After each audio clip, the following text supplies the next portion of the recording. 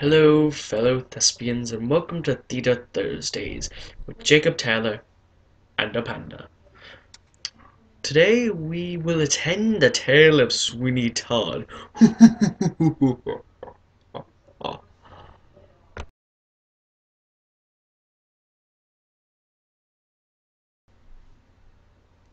The show begins with the whole company singing while throwing a body bag into an oven. Crispy. They sing about a mysterious man who was a barber slash murderer, Sweeney Todd. Well, eventually, the swinging, excuse me, the singing causes Sweeney to rise from the dead. Everyone, shut up! They want to hear about the show. They want to watch the show.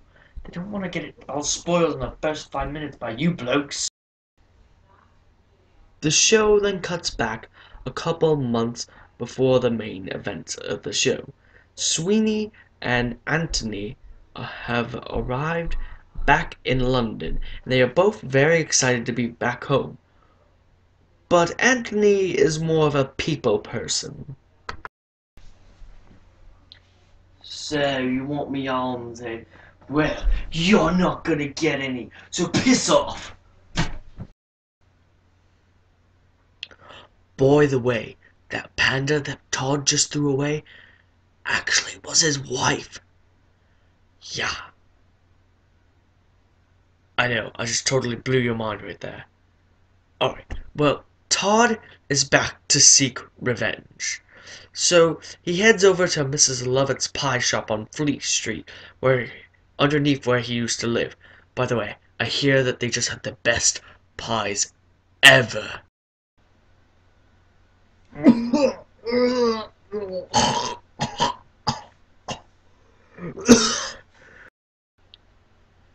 I'm never eating that again. 1 star on Yelp. Anyways, Todd makes it back to Miss Lovett's pie shop, where she tells him about what happened to his wife, Lucy. By the way, he used to be known as Benjamin Barker, so it's Lucy Barker, and their 1-year-old daughter, Joanna Barker. Well, you see, Judge Turpin really wanted Lucy for himself, which I hear is against the bro code. So, the judge has been sent away to a penal colony. What? That's the actual name of it. Why are you always gonna be like this? Sorry about that. The panda has been taken care of. Anyways, Beetle Bamford, who is a henchman of the judge, asks Lucy to go to this ball with him. So Lucy goes, but when she gets there, poor thing, everyone's in mass. She can't recognize anyone. She drinks and she keeps on asking where Judge Turpin is. Oh, Judge Turpin was there, and he was ready to get it on.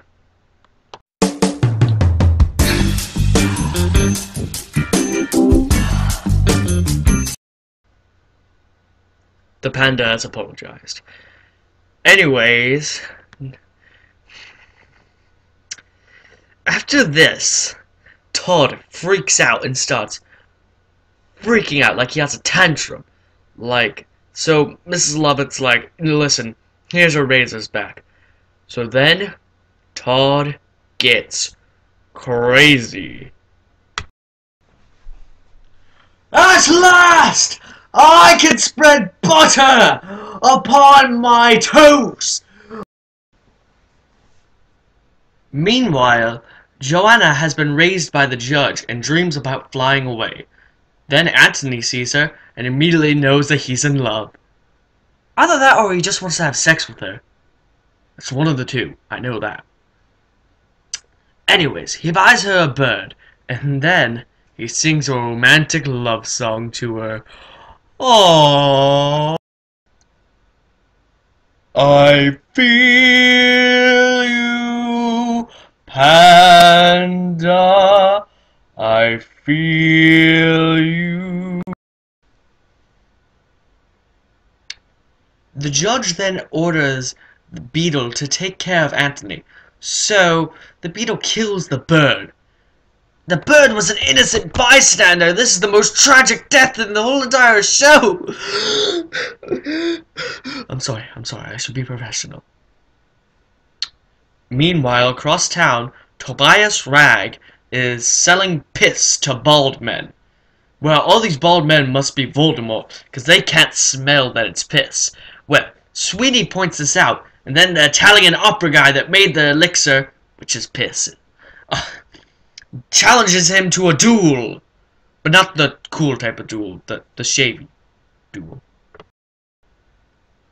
To spread the jelly, to eat the bagel. Well, the Italian barber sucks. Probably because he's Irish and drunk. So, Todd wins, and the beetle says that he will come to get a shave within a week's time. And Todd is just ecstatic.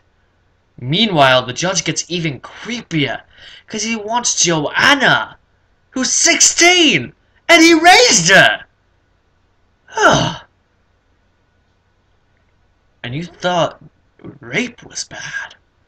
Well, she refuses him.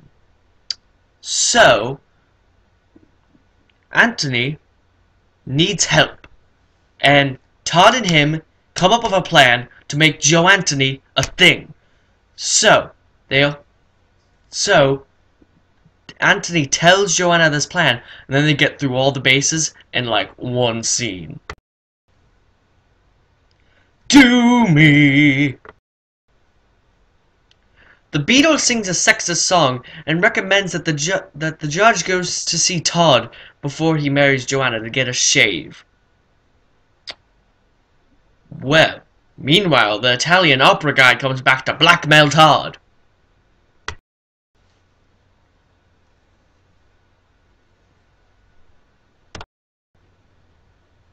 The judge comes in for a shave.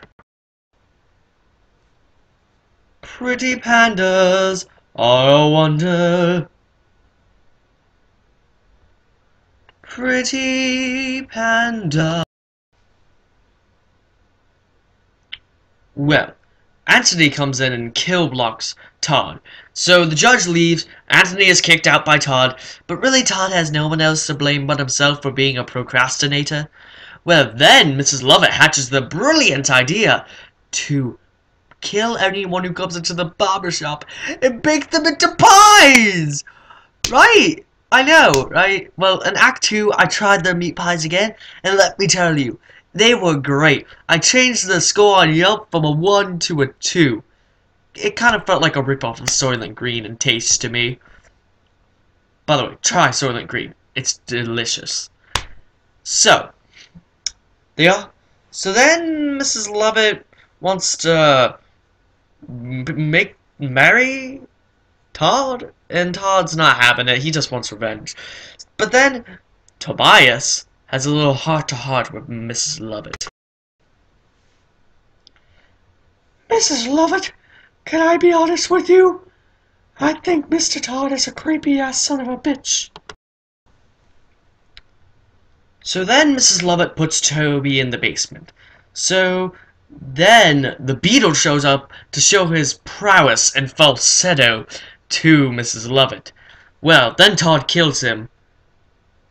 Then he goes after Toby, who hid after the beetle's body showed up in the basement. So that meanwhile, Joanna is finally free and hides in the barber shop. Oh yeah, by the way, she was in an insane asylum. Can't believe that I forgot to mention that earlier. You know? Sometimes things just slip my mind. Well, then Todd finally kills the judge. Oh, he also killed his wife. But he doesn't know that he killed his wife. It's really bad, actually. And then he nearly kills Joanna. That would have been super bad. You know, like with this razor. And then, finally, he goes downstairs, and he sees Mrs. Lovett, and he sees that it's his wife. So he kills Mrs. Lovett by throwing her in the oven and turning her into bacon! Probably not the best bacon, though. Well, then Toby freaks out and is all like, "I'll cut you, Mr. Todd!" And, well, Toby slices its throat. It's a really lovely tale, isn't it?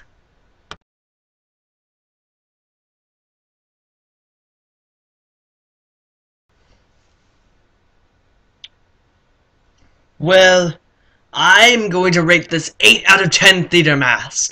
Yay! It's a really good show. You should actually really check it out. If it's in the right hands, sometimes it can be really bad. It needs the right motif.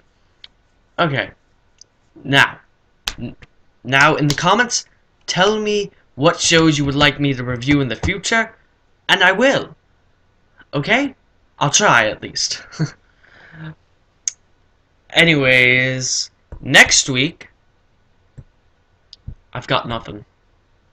What could I do about nothing? Okay, now subscribe to Cal's Film Fan Studios. Big thanks to the sound guy, www.bensound.com. I'll link him in the description. I think I got that right. But yeah. Okay. See you guys next week.